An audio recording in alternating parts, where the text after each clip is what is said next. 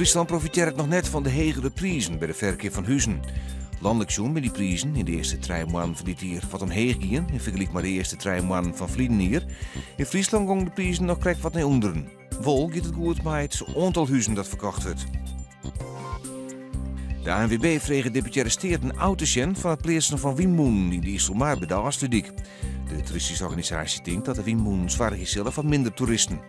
Uit enquêtes van onder andere de Reekron en de Hiswa doch blikken dat 30% van de toeristen net weer rondkomt naar de IJsselmaar, als er een windmolenpark staat. Het tal visken in de Waadzee is de afgelopen 50 jaar flink minder geworden. Dat blikken uit onderzoek.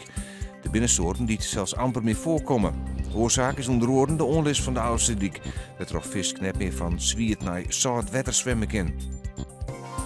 Het gerechtshof in Ljouwen docht jood uitspraak in de moordzaak van Murkje de Vries. Een 49-jarige man uit de Harkema werd ervan verdacht dat hij de 26-jarige de Vries in haar wenning in Koorstertille deersketten had.